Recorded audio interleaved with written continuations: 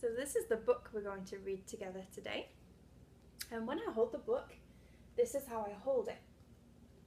Okay, so the writing is the right way up. And we can see the front cover.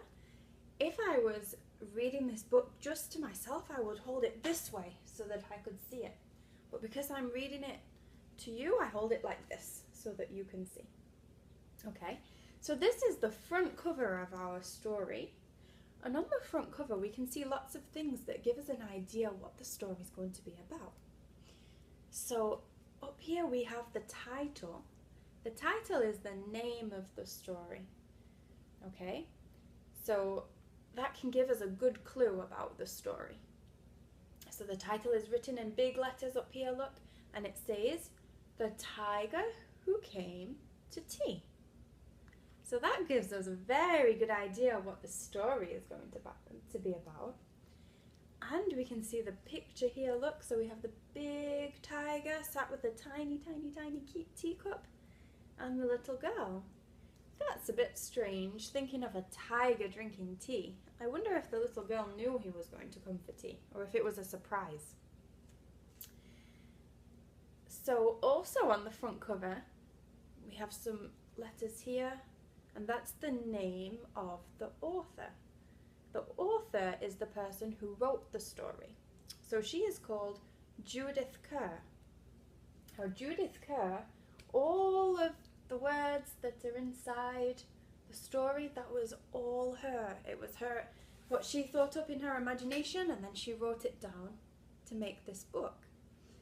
And this is a special book because often books have an author, the person who wrote the story, and a different person called the illustrator. And the illustrator is the person that did all the pictures, because somebody had to draw all of these pictures. But this story, it's the same person. So Judith Kerr, she wrote the story and she drew all the pictures. So she's very, very, very talented. Okay, so let's look at our title again. The Tiger Who Came to Tea. We hear the sound T twice in the title. We hear tiger and tea. Now the sound T is made with the letter T, okay? So we can see the letter T here, and we can see the letter T here for tiger, and we can see the letter T here with the word the. But in the word the, it doesn't make a T sound. It teams together with this letter here, the letter H, and it makes a th sound, okay? But it's the letter T. So let's take out our magic pencil and draw the letter T, okay?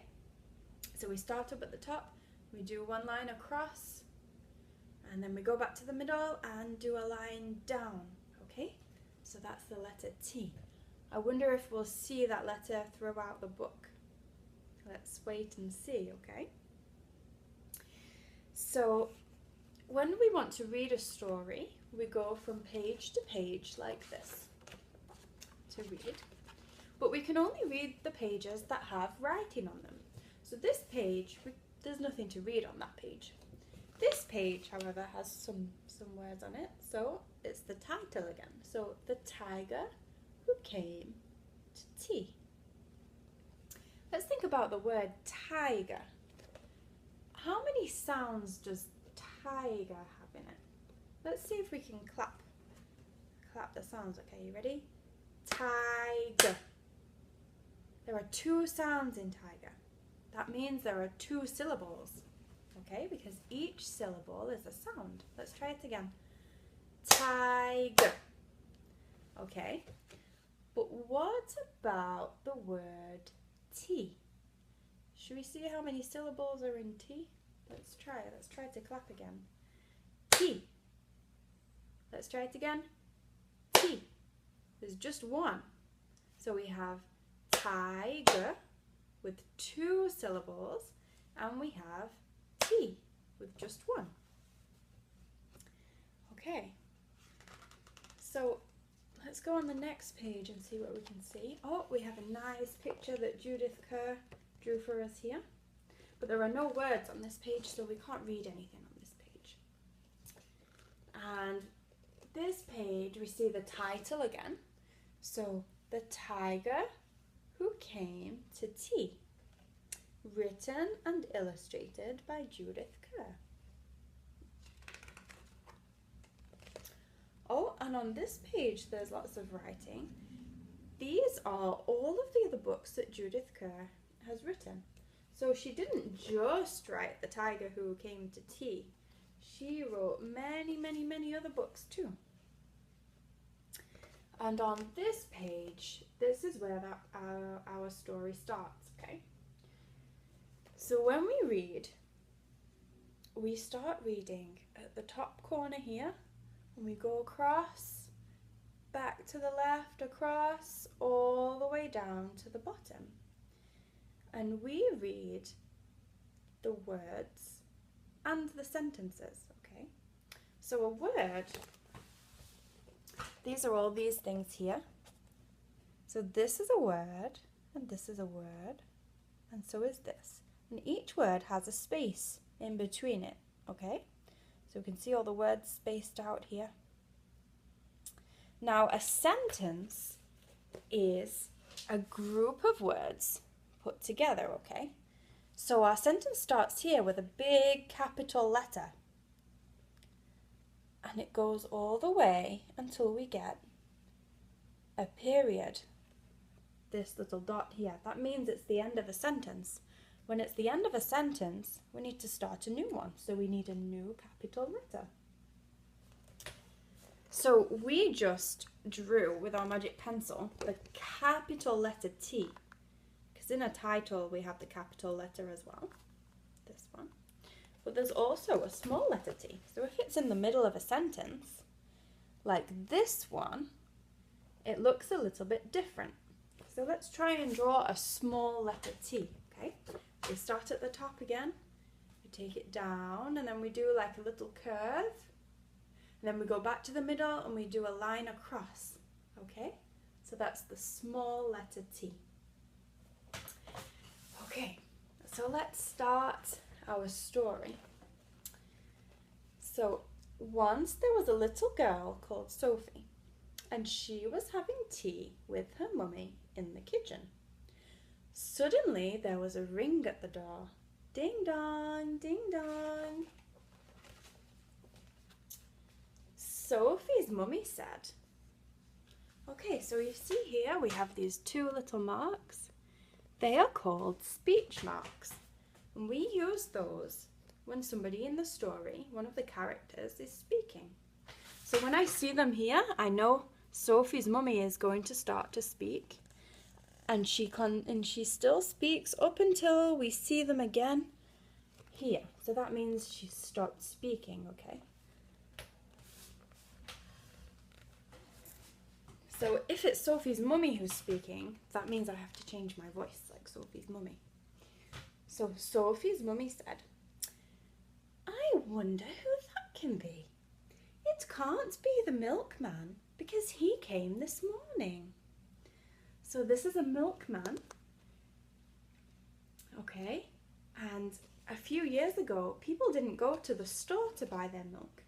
There was a milkman who brought it straight from the farm in his van right the way to their front door, okay? And so that was the milkman. And it can't be the boy from the grocer because this isn't the day he comes. And it can't be Daddy because he's got his key. We'd better open the door and see. I wonder who it could be at the door. I wonder if it could be that tiger we saw on the front page. Yes. Sophie opens the door and there was a big, furry, stripy tiger. The tiger said, okay, so now we have those marks again. So that means it's the tiger who's speaking this time. Excuse me, but I'm very hungry. Do you think I could have tea with you? Sophie's mummy said, of course. coming. I wonder if the tiger is going to be a nice tiger or a nasty tiger. I think he might be a nice tiger because we can see he's got a big smile here. Let's see if he's nice or nasty. So the tiger came into the kitchen and sat down at the table. Sophie's mummy said, "Would you like a sandwich?" But the tiger didn't take just one sandwich. He took all the sandwiches on the plate and swallowed them up in one big mouthful. And he still looked hungry. So Sophie passed him the buns. He must have been very hungry to eat all of the sandwiches in one mouthful. So there Sophie is, passing him the buns. A bun is like a cupcake or a muffin. So you can see on the picture they look a bit like chocolate cupcakes that he's eating there. I wonder if he's going to just take one of them. But again, the tiger didn't eat just one bun. He ate all the buns on the dish, and then he ate all the biscuits and all the cake until there was nothing left to eat on the table. He must have been very hungry. So Sophie's mummy said, "Would you like a drink?" And the tiger drank all the milk in the milk jug and all the tea in the teapot. He must have been very thirsty as well. And then he looked around to see what else he could find. I wonder if he can find anything else to eat. He ate all the supper that was cooking in the saucepans and all the food in the fridge. He was very hungry, that tiger. And all the packets and tins in the cupboard. And he drank all the milk and all the orange juice and all Daddy's beer and all the water in the tap.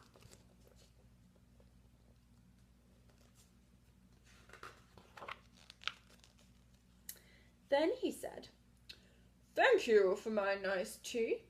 I think I'd better go now." And he went. So he came for tea and he ate all the food and drank all the drink. And now he's going. Sophie's mummy said, "I don't know what to do. I've got nothing for Daddy's supper. The tiger has eaten it all." I wonder what she's going to do. There's no food left in the house.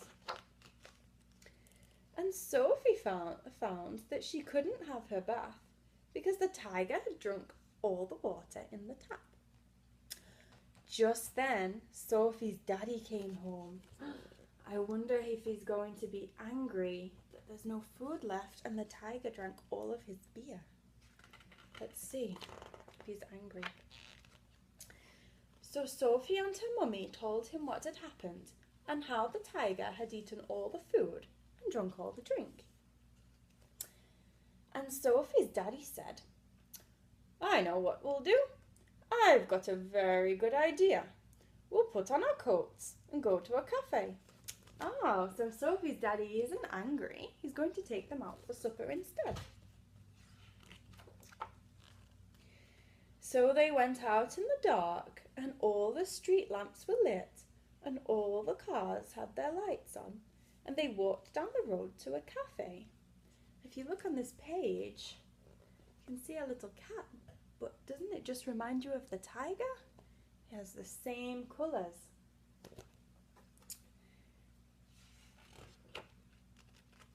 And they had a lovely supper with sausages and chips and ice cream. So here, chips, it doesn't mean chips that we buy in a packet. It means fries, okay? Because this story was written in England, and in England, they say chips instead of fries. In the morning, Sophie and her mummy went shopping and they bought lots more food to eat.